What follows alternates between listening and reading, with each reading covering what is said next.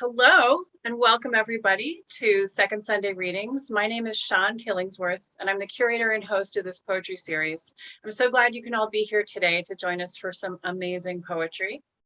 Today's featured poets are Stephen Thomas Roberts, David Baker, and Rebecca Faust. I'm really grateful to these poets for sharing their work with us and coming back from vacation and the backwoods of Minnesota to join us.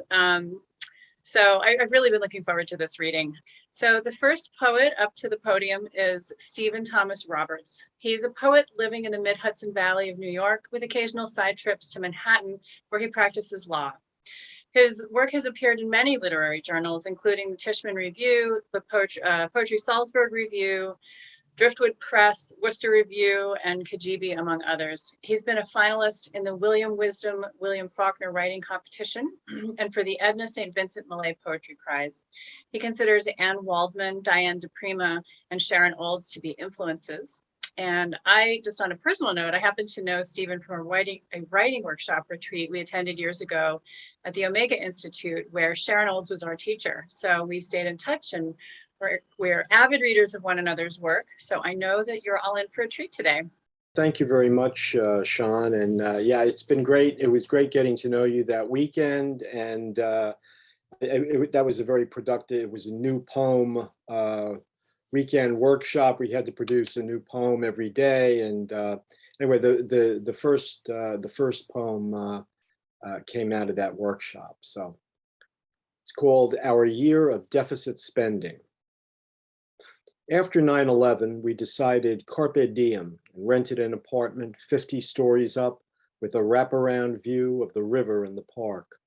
We pretended we were gods and took cabs and dined out for every meal, or ordered takeout, which was much the same. Ethiopian, Tibetan, Afghani, we considered ourselves citizens of the world and rarely watched the news. And when we did, we turned it off when anything unpleasant was displayed. It was enough to know the bombs were somewhere else. In the winter, we skated and wore fur and kept warm and hoped everyone else did too. In the spring, the dogwoods flowered and we drank wine and were happy when the market rose. And in the summer, we attended cultural events to nourish our souls. We heard symphonies and saw ballets and visited museums. And when we passed the buskers, we tipped them.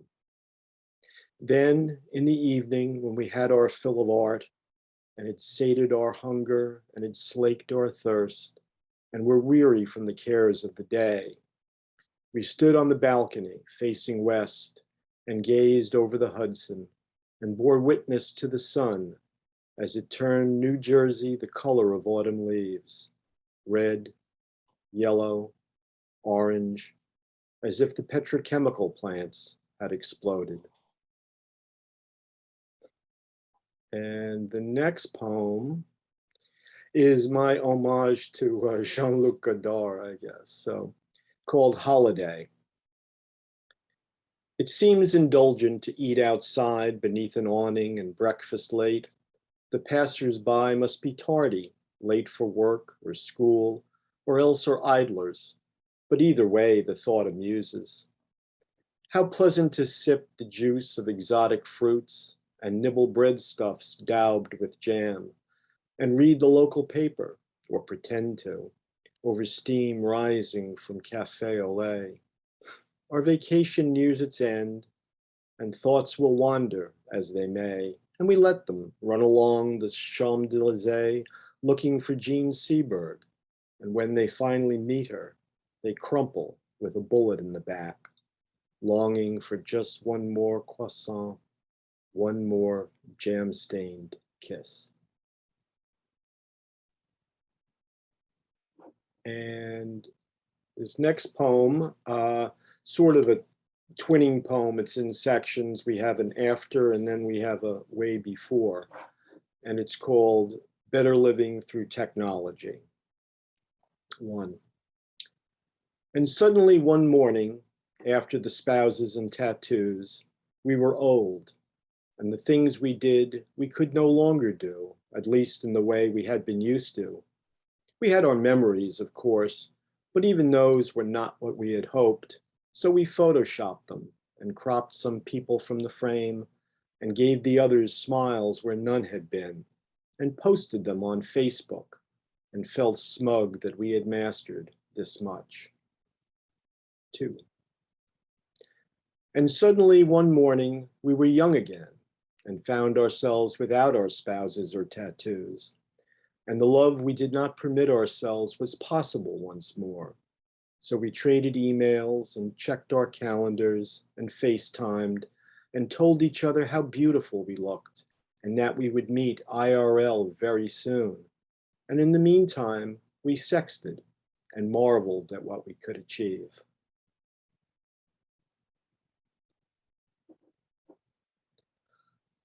So the next poem, Sean worked on this one with me very much, so I have to give props to her.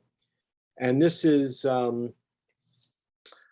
it's sort of, as you can't really, but it moves from left to right, and it starts with the present, moves back to first love, and then to the more recent, maybe unhappy love, and then back to the end of first love, and then back to the present.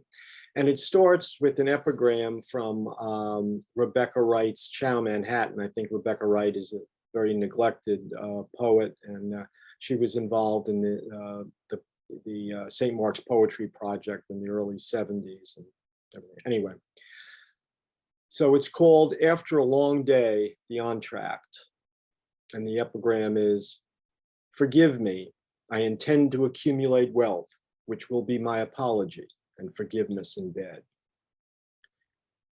All I wanted was an ingenue in this small cafe, looking smart, dimpled chin propped upon a fist, elbow on the table, leaning forward, head inclined, bangles slipping from a narrow wrist to crook of elbow, tasteful jewels dangling from each ear, catching the light and throwing it back, her other hand toying with a cocktail stem, her gaze fixed on me in rapt attention, however feigned, posing with a suggestive smile, ratifying my life and making me real."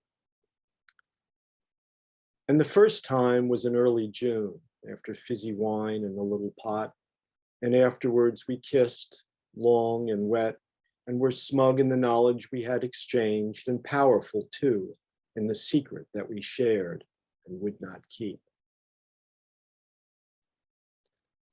I didn't want an argument, but the artifice of conversation, gossip perhaps, were the neutral observations that couples make when there is nothing left for them to say. But my gaze had lingered on another's face, and this was a provocation that would not be ignored.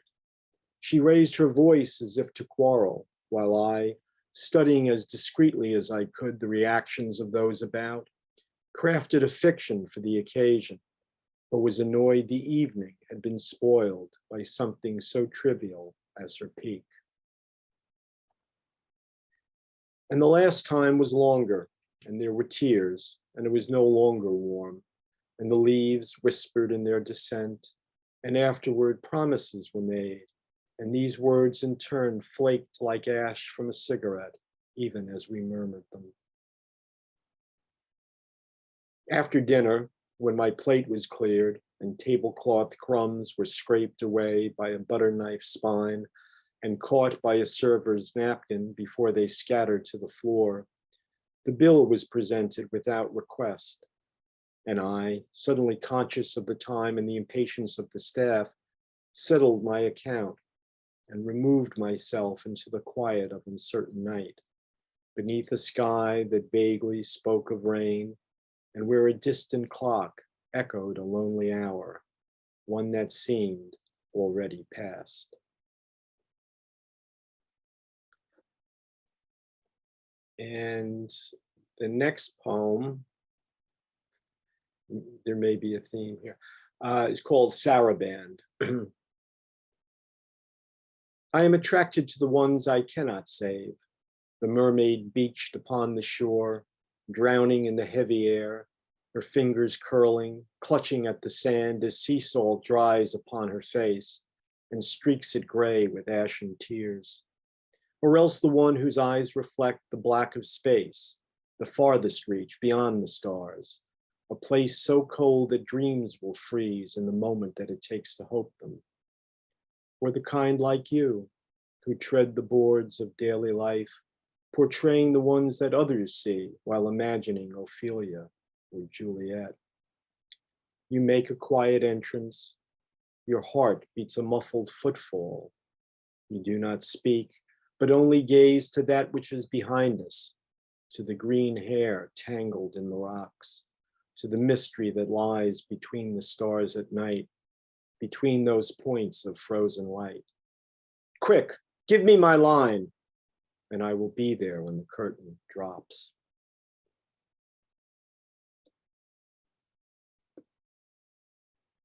Now, this next one also came out of our Sharon Olds workshops. This is another one that Sean has heard before. So this is, if you've ever had a talkative companion on an airline trip, this one's for you, called The Apostle.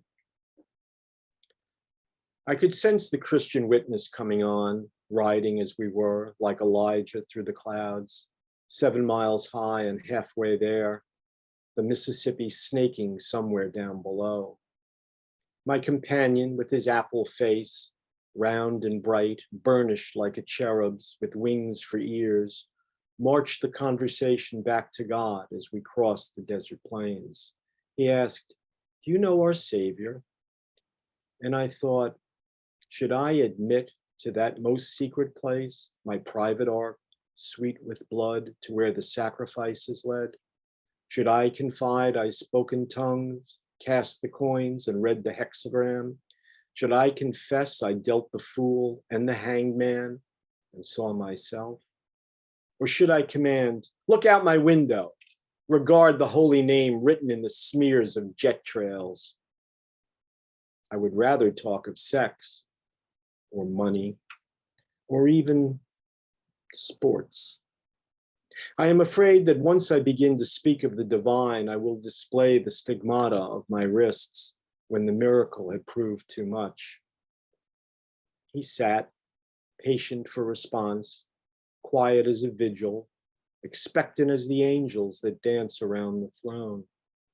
I smiled, apologized that I was tired, turned my head into the sun, and dreamt of angels descending from on high.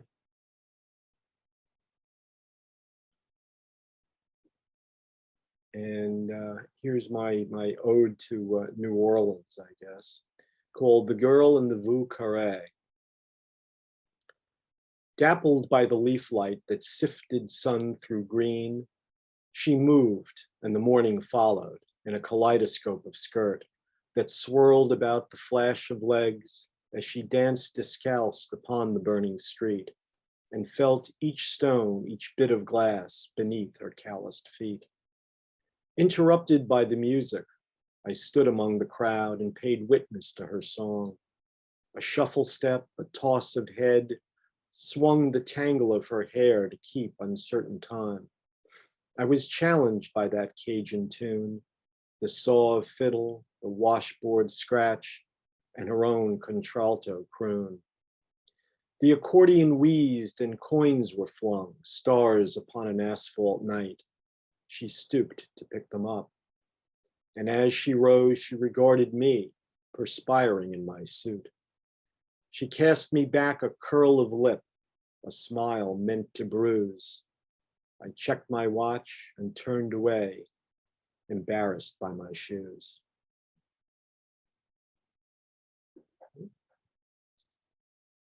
And this one is a new poem, never before read in public before, and Sean helped me with this one too. So it's called Inventory.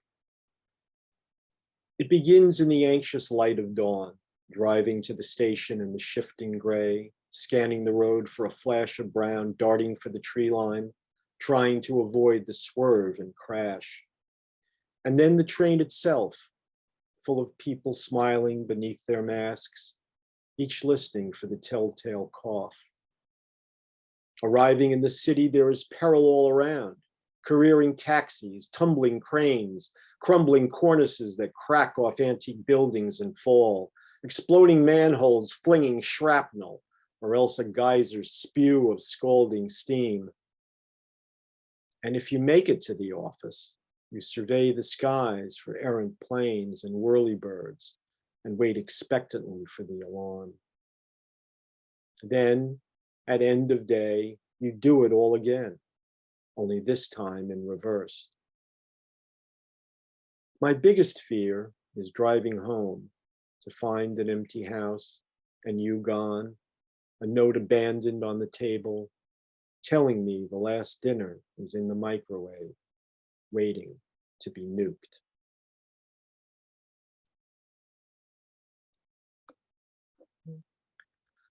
And we're nearing the end here. We have one, the Commemoration of Defeat. You were brave that visit. You'd washed your hair and flicked your ashes in the tray. You winked and smiled and stroked my cheek, and then you laughed out loud.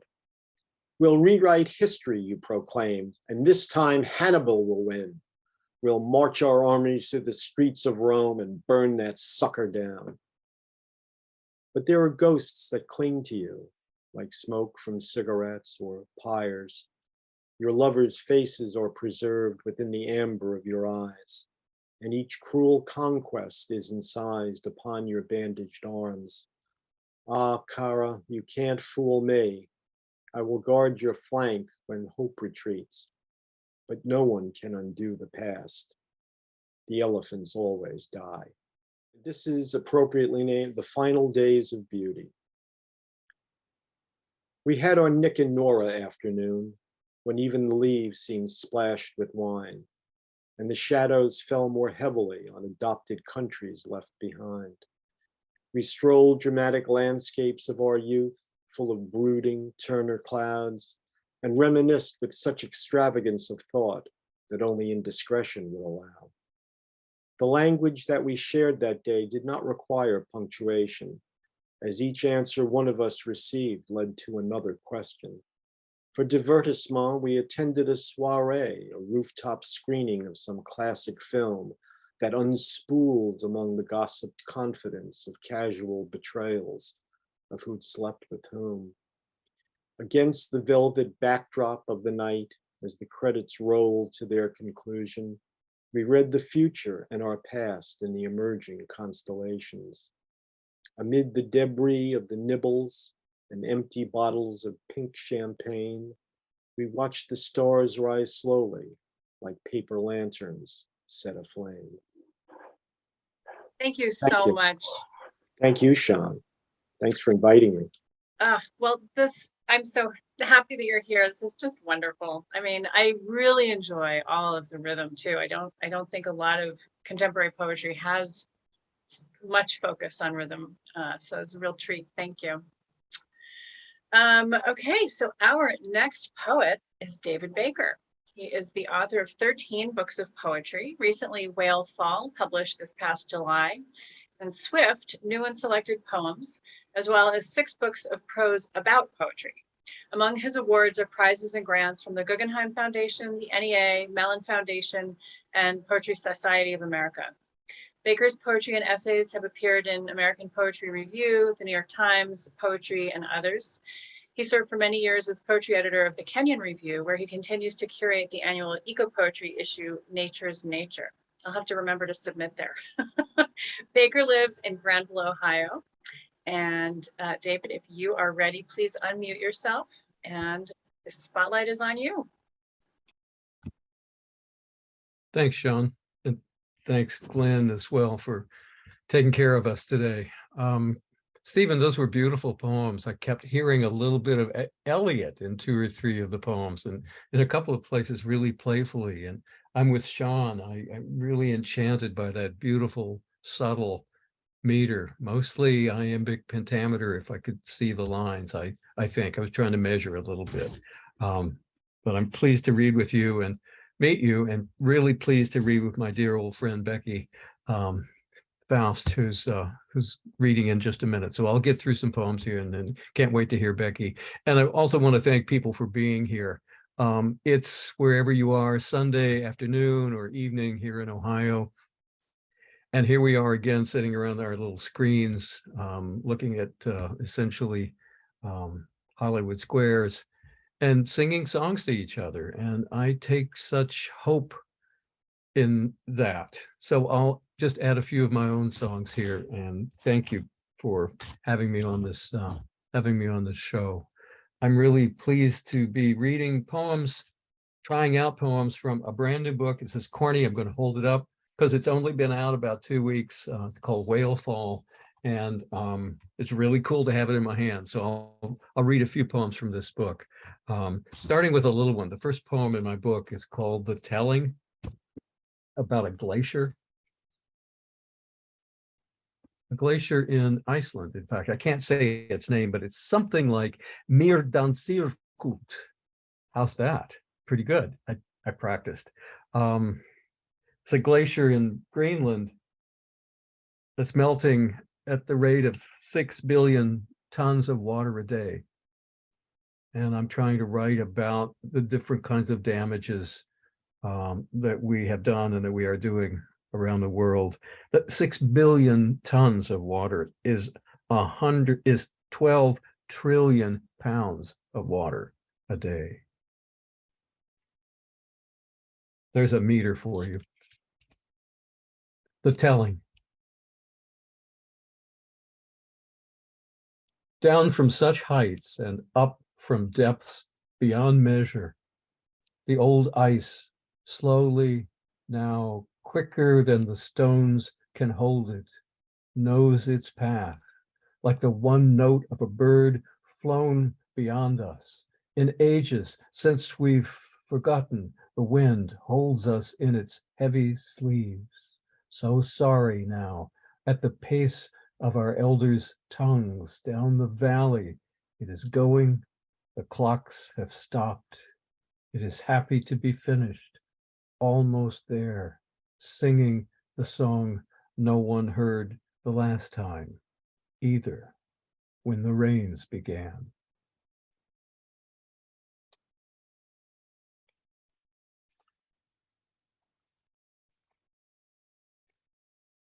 So one thing that happens in this book is my trying to reach across long, long spans of time and long, long spans of distance to think about the natural world and the growing world. But the next poem is quite the opposite. It takes place during COVID, during the early months of COVID, and it takes place in my backyard. It's a hard poem to hear, but I'm going to read it anyway. It's called 19 Spikes. Do you remember? So this is early 2020. You remember when you first started to see images of the coronavirus, what that thing looked like? Looked like that. This is a buckeye. Looked like this. A sweet gum. Those likenesses really stuck with. Look like this. This is a cat toy. The whole poem is about those lookalikes, those likenesses, naval mines, sweet gum. You're going to hear a lot of different voices sort of competing. The poem is in single lines, monostitches, and lots of information. 19 spikes. Then the storm came. It raked our world with terrible teeth, then dissolved like a calcium spike back into bone. I see what you mean, but your barn's not really a barn. Old lady just sat there, married to the guy 50 years. Wash your doorknob, your hands, triage your mail. I had a nightmare I was living my present life. Can't touch my nose. It's called resorption. What? It throbs like crickets in my ears. Your BP was what? No touching. COVID petals. She said, wash your hands.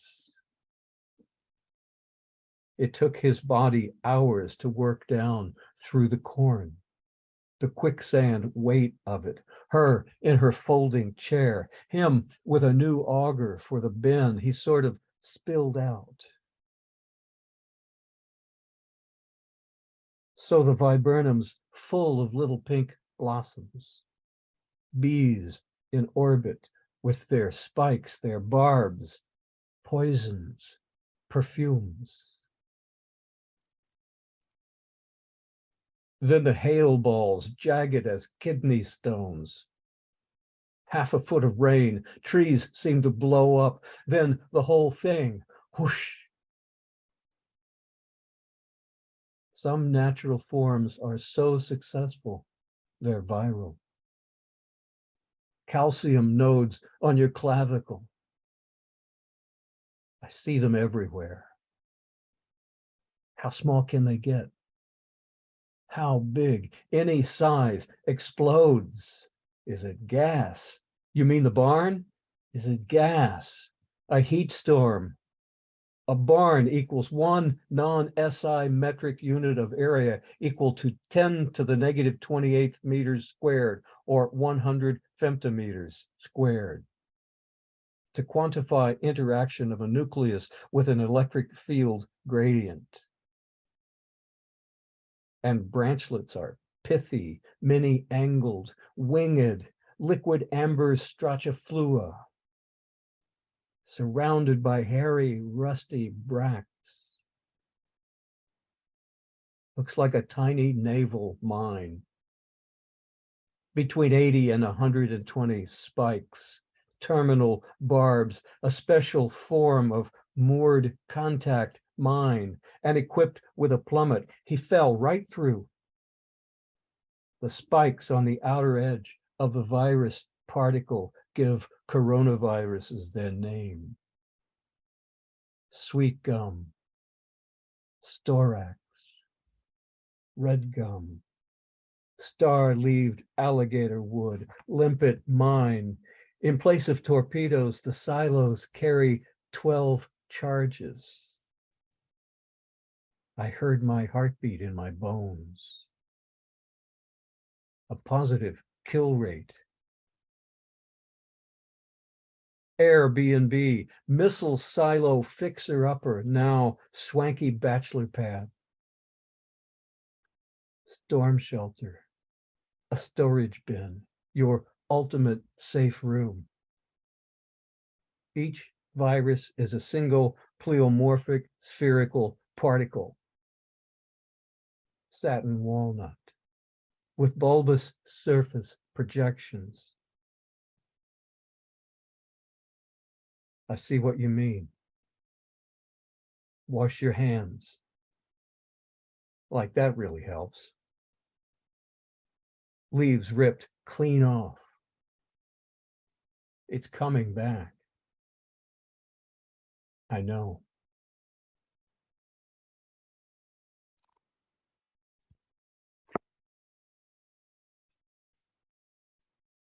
Thank you for the air clapping. My ears hear it.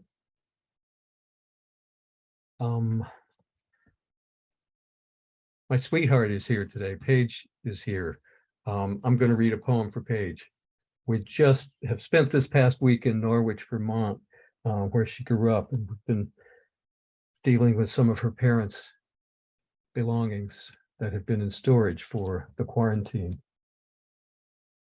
When they died in 2017, we went to they died within 2 weeks of each other in 2017. We went to the gravesite on a hill outside Norwich, Vermont. And that's what this poem is about. 9 wild turkeys in a field.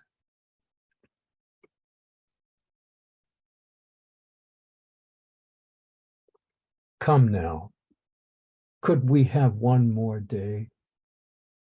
Have one last time? Slowly they shuttled the cut hill. They did not stop. They did not hurry. The sound they made was like broken teeth, like a muttering inside walls, the big one in back, crossing back and forth behind the young. Could be sorrow, the feeling in the breeze, inside the trees we were feeling. She said, what meaneth that? Let the trees of the wood rejoice? For they were in the trees then, but for the big one, in back, the cankered crabs grown sour along the fence line. Fog was an echo. What mean the tree? It was like a filament along the fence line, the fog, and midway up the stubby trees, it was like a quiet fire had wept down to wisps, but still furling. We could hear the slow birds stepping on leaves or picking at the ground stones just beyond us. There, in the trees, them going up the hill. You knelt, and I dug my heel until a little hole was there, and you set your ball jar down of wildflowers in the hole, balanced there. You fluffed them with your fingers, got up. Could we have known? We might have said more at the time. So we put flowers down beside the one cut stone, named and patient below fog, and the sorrowing trees there in the field. We called it a field. It was many things. And the big birds passing through.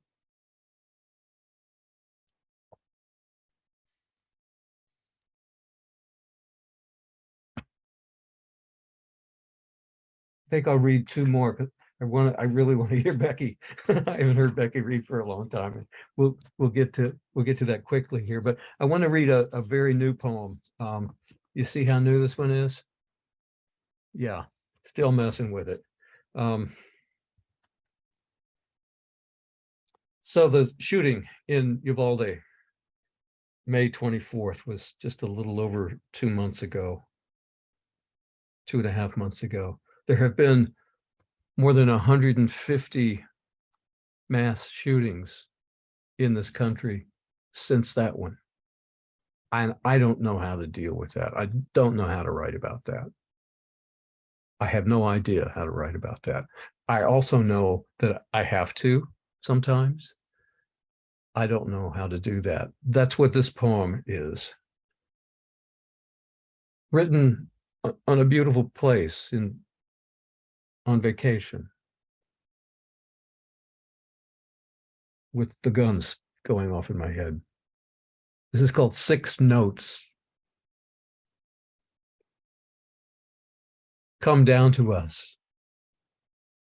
Come down with your song, little wren. The world is in pieces. We must not say so. In the dark hours, in the nearest branches, I hear you thrum. The deer come to die beside the creek. Mud the color of walnut stain, reek and runoff from the new development there, just beyond the woods. Rib and skull, no jawbone. It makes a soundless scream. I hope for peace when I walk here sometimes in the dark. If not peace, clarity. If not clarity, at least a place to breathe. Else, I'll scream too. Come down, little dove, far above the bay. I hear you in a thirsty palm or up Beyond the rocks, a windy reed of song, blue sun, blue cloud above the sweeping bay. Sometimes we have to say so. I don't know how. A man, a boy, an anger with no tongue took his automatic rifle to school today. The report we hear, discharge, echo, is the sound of sorrow, reloading. No matter where we walk, we hear it call. Little wing, little creek, little bay, dark hour. Come down with your beaks of mourning and blood.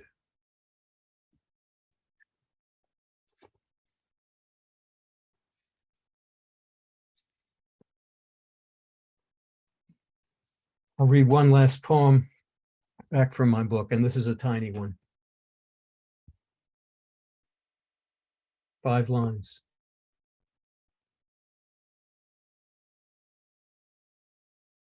I swear it's in here. Here we go.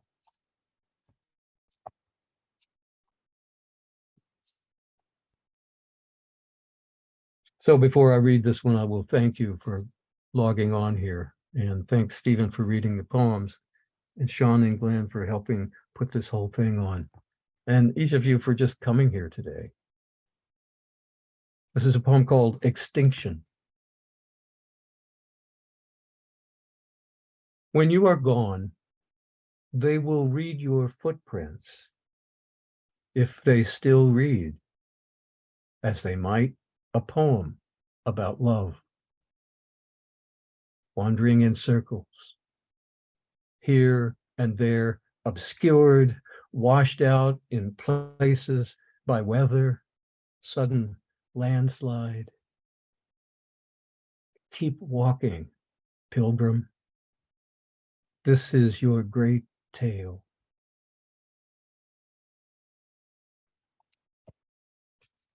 Thanks, everybody.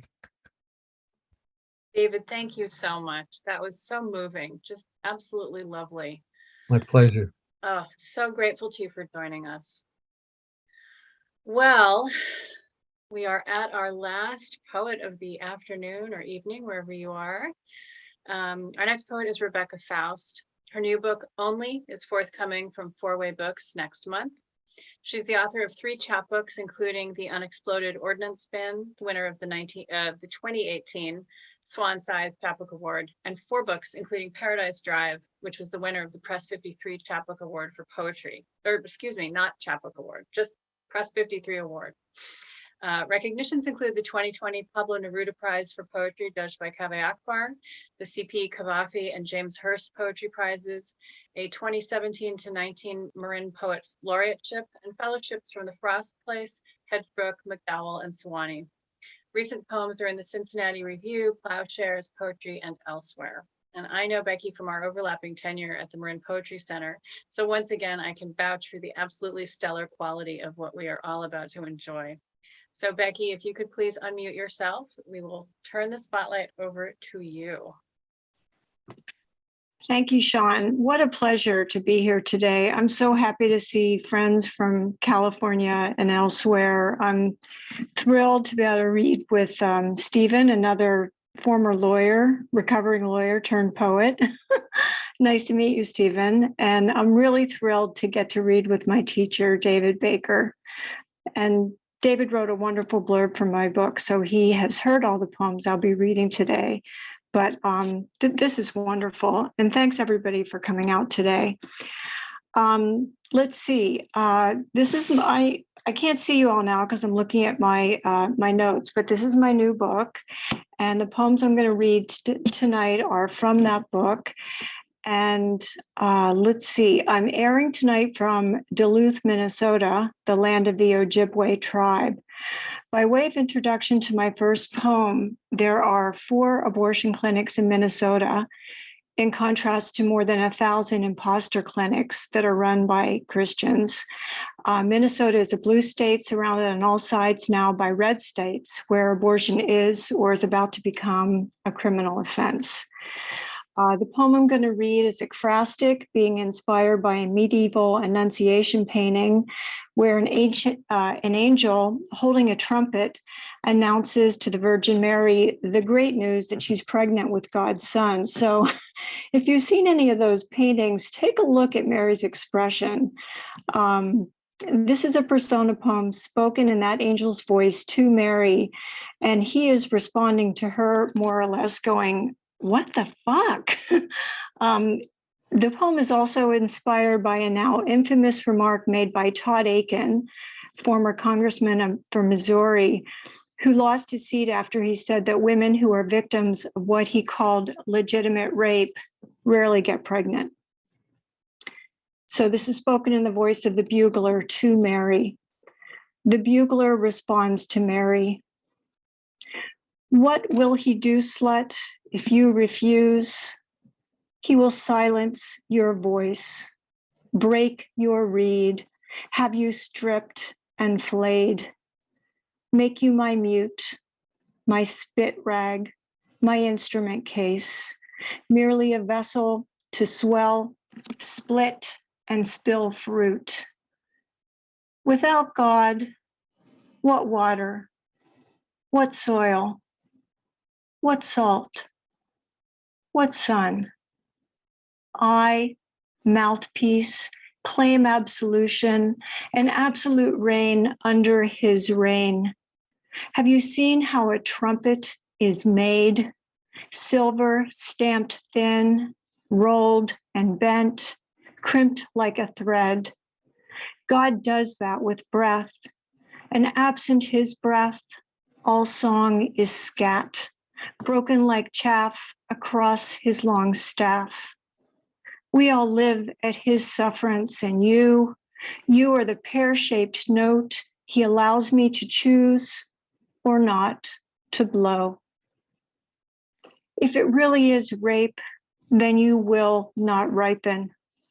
If you refuse, I could teach you the blat interval between bravado and fear, but it's moot, my dear girl, already done. He spoke, and I blared into your ear a son. So the next poem is called The Unexploded Ordnance Bin, and there really is an unexploded ordnance bin, or was, in a little town called Wellfleet on Cape Cod. And both coasts have a problem with unexploded munitions washing up on the beach, a consequence of Navy target practice or munitions dumps.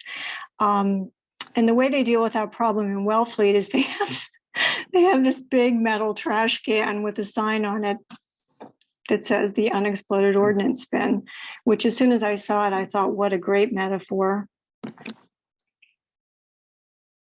Our son found the hollow shell, snub-nosed and finned, and looking like an Acme cartoon bomb where we raked for clams. He wanted to keep it, and we wanted to let him. Even the old oyster man wanted to let him. But we'd read about the shell found and kept for 3 weeks by an Oregon boy before the powder dried and it went off. We took a few minutes to snap photos of our son, an ordinary boy then, putting the shell under his sister's pillow and pretending to launch it at the foods that made him gag. At the police station, the desk sergeant crooked a thumb toward the dune with its big metal bin and warning sign. Once a month, he said, we set them off and it really lights the place up. It's too small to be seen, the gene causing autism, but I imagine it anyway with snub nose and fins and powder waiting to dry. First words blown off and away like the fingers of that Oregon boy whose mom's grief I used to feel safe from, who let her son keep his balm in ignorance or faith, strong as my own caution that led in the end to the same spectacular dismemberment of the future. And I wonder what it would look like, the bin for safe disposal of genes that some have said and still say can ruin children. And I think maybe it's my own body, or rather, the body without children, or rather, the body that's lucky, or belonging to someone still living in ignorance and improbable faith. Or maybe the bin is the world when it was young, and to be human was all promise and radiance, unwinding dawn mud flats into long, shining ribbons, pink as a newborn baby's gums. And elsewhere, a family in a warm, illuminated room is eating steamed clams, or just any ordinary dinner, as if it weren't going to blow all to hell any second. All those bright dreams lit up like tracer fire over the dark dunes, like the Perseids, only not at all like the Perseids.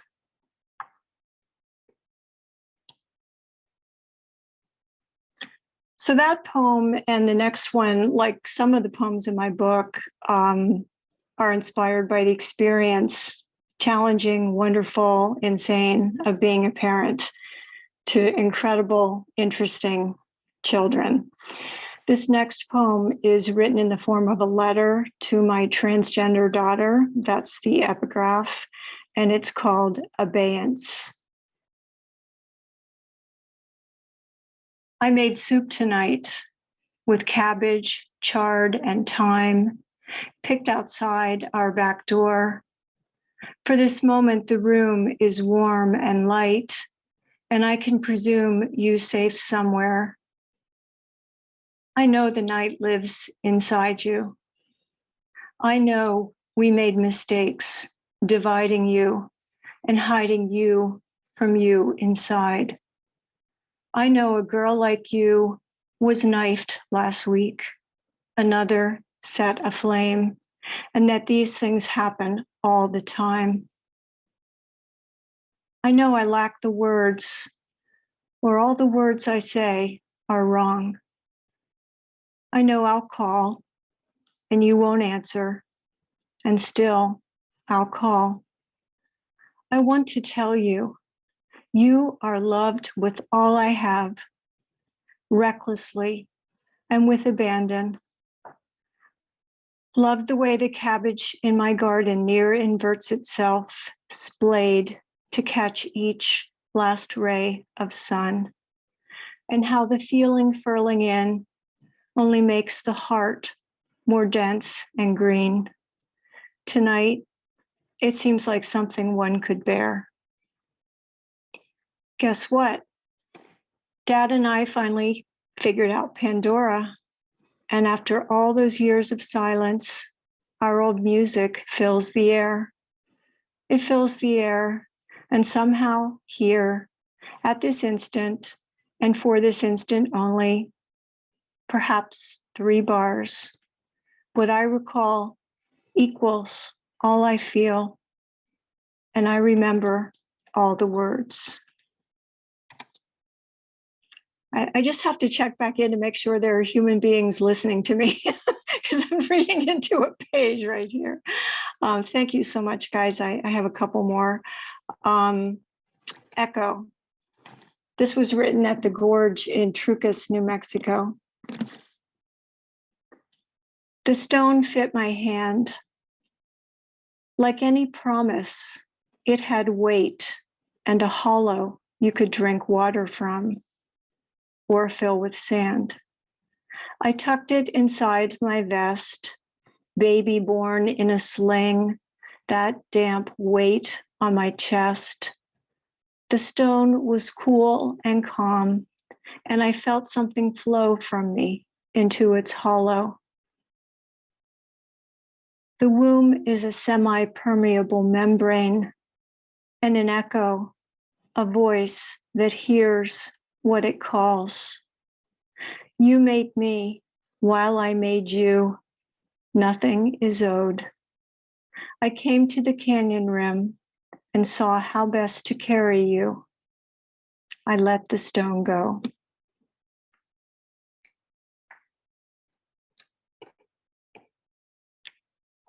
The next poem was written after the terrible Paradise wildfire in California in 2018. One of the reasons I'm in Minnesota now is that I just can't bear the fire seasons and the summers anymore in California. It's gotten so hot and so scary. So this poem was written after that. PG&E was instituting rolling blackouts. Some were scheduled, some were not. They're prophylactic blackouts when the air reaches a certain dryness and the heat a certain level. They just turn off the power so that a spark can't start a fire. Blackout. When the lights went out, a soft silence settled over everything like fine, heavy ash. We stopped talking, newly aware of the candles lit on the table, the edge of everything blurred in a way that felt beautiful. We turned off our phones to conserve the charge. That was before the towers went down. And then we looked up from them into each other's faces. We had not looked before, not that night. The candlelight cast different shadows, sculpting ridges and plains we had not known were there. Small sounds became acute, a plinking faucet somewhere, crickets, calls of owls. We lowered our voices, exposed in darkness in a way we were never exposed in the light. Is it wishful thinking to remember we were kinder with one another then? There was fear, yes, elemental fear, mineral fear of the dark and the fire raging 30 miles to the north. There was fear of showing our fear and of there was fear of showing our fear and of showing a certain lack of gratitude that things were not yet quite dire. There was the car's gas tank on empty and the go bag not yet packed. The single corridor out of Marin already unspooling a bright red mylar ribbon of traffic through the dark hills, and above them, the stars we'd forgotten, usually masked by the streetlights, but tonight, bright, cold, unperturbed, still there, throwing fire at our eyes from light years away. How funny to measure distance with time, or maybe not funny at all. It takes 5 minutes to make the freeway in no traffic, an hour or more during rush hour to get out of Marin.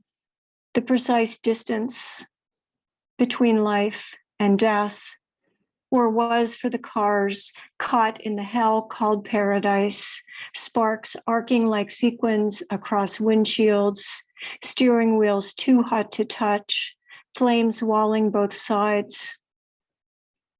Some people died in their cars, or running from them, or in their beds or barns to let out the horses. Moments before, maybe sitting at a table like this in the new dark, looking around at each other in wonder, seeing something new and listening, really listening.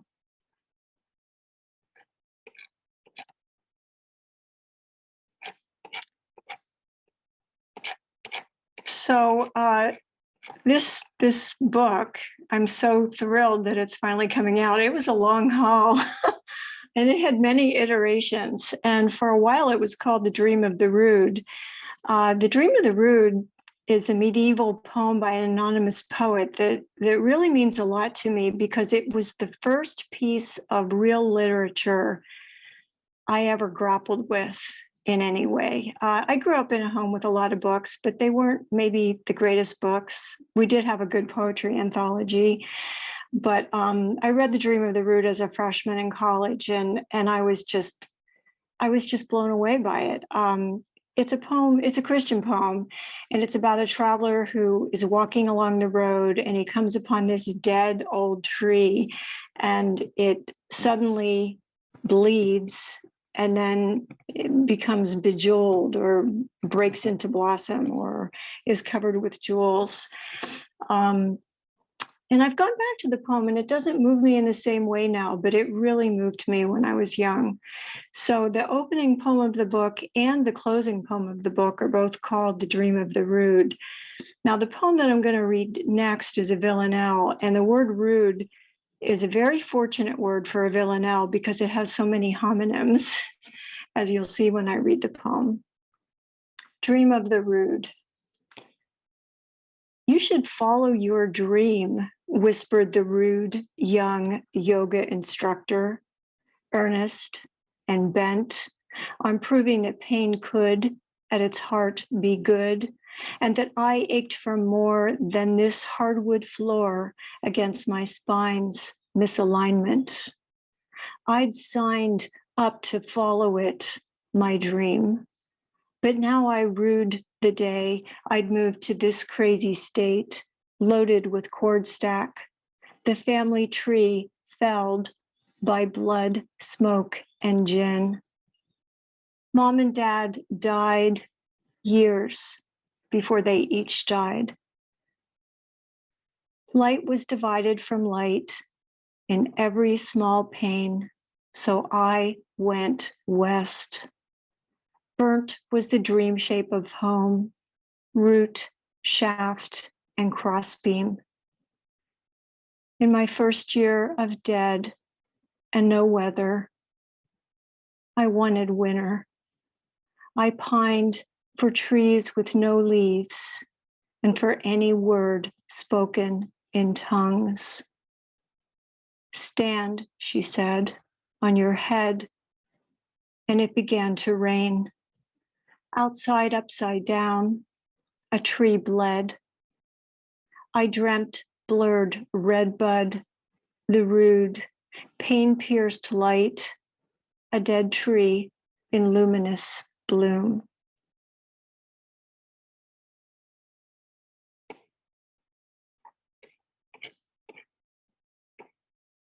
Well, I was in Minnesota last winter, and I sure as hell got winter then. It's back. I'm going to close with the title poem for my book, Only. Oh, love, this happened, or it did not. In a room with green walls, my son was born. The cord was torn too soon, so they cut off his head to save his heart. He lived for a long time. For a long time, there was no breath or cry. When finally he spoke the wide, whorled leaves of corn. He spoke the crickets in clusters beneath the sheaves. He sang the soil in. He sang the wind in the dune and the hush of ebb tide. Some say he died. Some say he died. Thank you so much for listening, everyone. And thanks again, Sean and Glenn, for making this possible. Thank you so much, Becky. That was just staggering. Oh, what a phenomenal reading. I think we are all so lucky to have gotten to listen to all these wonderful poems today. I'm really grateful to you, Becky, and David and Stephen for bringing such really powerful work to Second Sunday Readings today.